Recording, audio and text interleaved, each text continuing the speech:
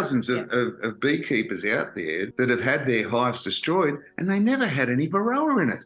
Their livelihoods were based on it, and they've had thousands of hives poisoned with this petrol. You know, they put the petrol on the rag and wipe out the hive. Family businesses have gone under, and they haven't got varroa in the hive. I know of one couple where I buy all my bee supplies from. They've lost all of their hives, and they never had varroa. What's going on? This is insane. You're 100% right. It is bullshit.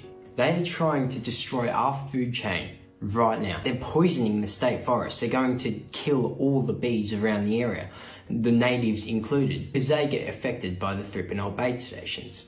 We have 25 acres of food forest that needs to be pollinated, and they're literally destroying all of the bees. Behind me, all of this are hives. I'm going to show you. 2 nights ago were destroyed. 12th of the 4th, all destroyed. There would have to be at least 100 hives here. There are bees still all over the place. These are all double-stacked hives. And this is what they did 2 nights ago after they've destroyed our hives. Let's get this out there. There are millions of bees being killed in the name of eradicating varroa mite. The DPI have been killing bees for the last 10 months, and we are still no better off than what we were 10 months ago when they found this.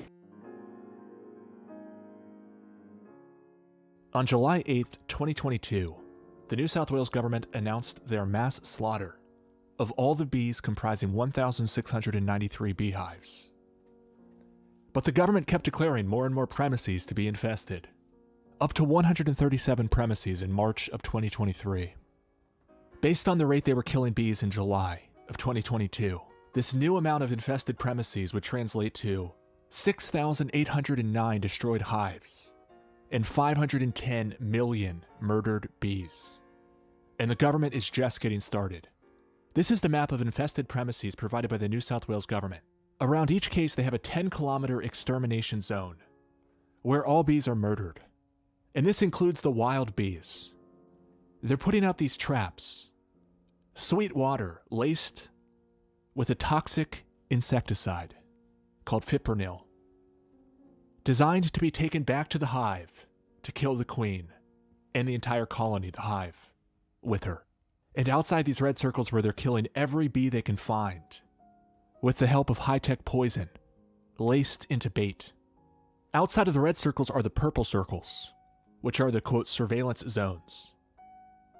And there we're hearing from farmers that their hives are being laced with toxic substances, rendering their wax and their honey possibly poisoned. It should also be pointed out that all of the bee owners in the red zone are forbidden for 3 years to raise any more bees. This is already tragic, but unfortunately it's just beginning. I don't know. I could get a phone call next week from the DPI and say, Steve, sorry, mate, we're coming down to kill your bees. Now, this is a government body, and while I might be able to take them on, I might try and champion the cause, whether or not I'm going to be successful or not, whether I've got the time to fight this, because it's big government coming down on little Steve, you know, I don't know whether I'm going to be able to do that, and I don't even know whether I'm going to keep my bees. 24th of June 2022, the New South Wales government notified beekeepers across the state after biosecurity surveillance detected varroa mite in hives at the Port of Newcastle. And since then, the New South Wales Department of Primary Industries have killed millions of bees across the state. The next big thing that's happened is on the 27th of September 2022, New South Wales Department of Primary Industries, known as DPI, has been authorised by the Australian Pesticides and Veterinary Medicines Authority to use fipronil to remove wild European honeybees. Of concern is that honey in the feral nests may attract native bees and continue to be toxic to native stingless bees for up to 3 years. The Australian Native Bee Association states the pesticide fipronil is being used in a baiting program in the red zones. This pesticide is highly toxic to stingless bees and may remain active within these areas for up to 3 years. The Australian Native Bee Association is the ANBA. They also stated feral European honeybees will collect toxic sugar syrup and take it back to their nests inside hollow trees. In due course, the feral nests will die, leaving the stores of honey within the trees, and then this remains toxic for up to 3 years. Unfortunately, this is them talking still. Native stingless bees and other nectar-feeding insects, reptiles, birds and mammals may visit these dead feral European honeybee nests and collect contaminated honey. And some of these native insects and animals may die from fipronil poisoning.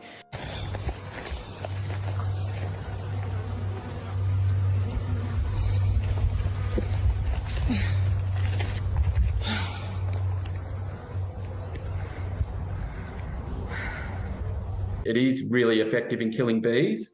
The way it's so effective in killing bees is because it goes back to the hive and the bees are well enough to fly back with the poison, but then the poison kills the queen. There's been, you're right, billions of bees killed, but many apiaries lost because of fipronil. The fipronil is a poison that can kill not just bees or feral bees or native bees. It can kill any insect. Butterflies, beetles, anything that can give us some sort of pollination. Flies. We use a lot of flies here without knowing for pollination. Flies will do pollination by mistake. They'll fly into flowers that stinks. In your interactions with the DPI, have you had any specific justification for this strategy without good scientific evidence, and as you've said, without good scientific method? I've been refused in writing and verbally any information, and we've asked to release information, specifically the scientific one. They said to us verbally that they have some sort of risk assessment, and the risk assessment suggested the best way is probably to eradicate the bees, let alone we need to check the words here. This is not eradication or euthanasia. This is just simply controlled demolition of the bee industry in some areas. We are not talking here about eradication, because it doesn't do the eradication. The varroa is still here, or will stay probably. We've lost control about it completely. So all the information that we have in terms of science is not existing. We need to remember that almonds, without bees, you get them 75% less crop, which means you'll have 50% less almonds, and the leftover 50% will be half size of the regular almond that we know, which will be really tiny. So the bees is the main basically driver of the almond to the quantity and the quality that we have. Last year when I saw on the news that this took place, my first thought was World Economic Forum, food supply under attack. And there's a lot of food supply chains around the world that is under major strain. My way of thinking is this is one way of to help stop the food supply in Australia, to really slow it down and start starving the people of Australia. To me, this is like the sparrow of spring, because they can go on to beekeepers now, but the next thing will be any farm in Australia that will not, come into the wrong position. The government can say, your cows are sick, your sheep are sick, your dairy farm can be destroyed now. And then basically this is evacuation of farmers from their farm. If you can't have your farming for 3-5 years on your property. One more thing that we might have to look at the fipronil as a chemical. Some of the chemicals dissolve and evaporate and disappears. Fipronil is not one of those. Fipronil, if by mistake the bait is falling on the ground, it will go on into the underground water and you'll poison the drinking water. Fipronil is a poison, and this is one of the things that need to be always in consideration, is when we're using insecticides of any type, eventually it'll go into our drinking water via rain or via floods. And this is where we need to look at in taking that on all the chemical companies and also the government. This comes back to us one way or the other via our food or our drinking water. And if you look at fipronil, I think that at its best, it can cause cancer, not to mention all the rest good things it can cause. But there's a lot of things that we don't want to get from the fipronil use. She said, well, what we want to do is we want to put some strips into your hives, into your brood box, and some sticky paper in the bottom, and test your hives for Varroa. And she said that the Varroa will die and drop onto the sticky mats. We can check. She said, this is more accurate. It's over 3 days. And I said, will it hurt my hives? Will it hurt my hives in any way? No, it won't. Being the DPI, being the authority, and being often is the case, beekeepers themselves, I didn't question it. And it was pretty stupid of me because I not only volunteered my hives, but I volunteered, I said, well, in the purple zone, we've also got some hives down here in Halakalani, and also another one down here in more down in Budgewoi. She said, well, send all that through to me and we'll choose which hives we want to hit. Well, they decided to hit mine, Kate's, and Shane Shepherd's, another guy, a friend of mine. And so they came out. And the point here is that I did clarify, is it going to damage the hives in any way? No, it's not.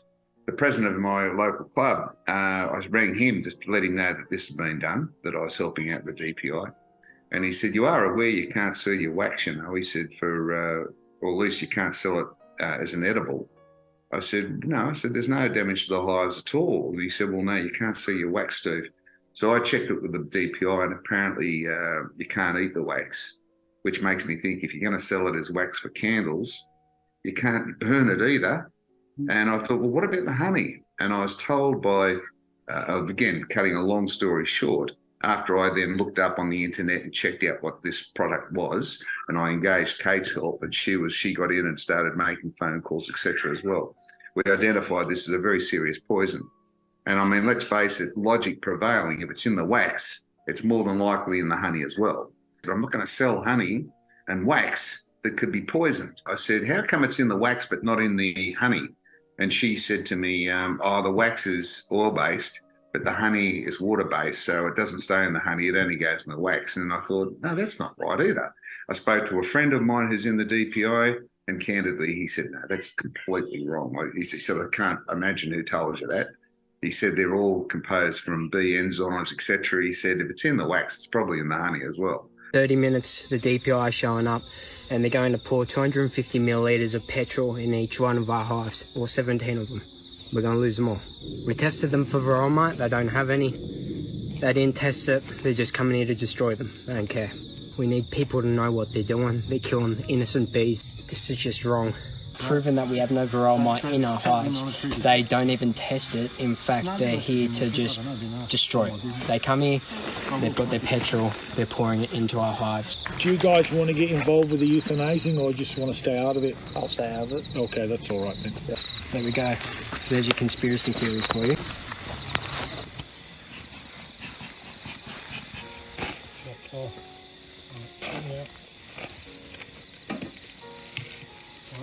Where you go? The government doing this. The government doesn't want us to eat, and they're doing this. They're killing all the hives in the mid-north coast, the central coast, all the way from Sydney upwards. They're just blanketing it, and then they're going to start spraying the air. They've already got this stuff ready. They're doing this, and they're doing it to wipe out your pollination. They don't care about you. They care about their money. They care about destroying us. They didn't even test our hives, and they're just killing them. They haven't even, get that in their heads, they haven't even tested for something they're killing. That makes no sense. It literally makes no sense. They're just trying to kill the bees. That's all they're doing. This is the end of a lot of food. You know, we can't live without the bees, but here they are killing them all.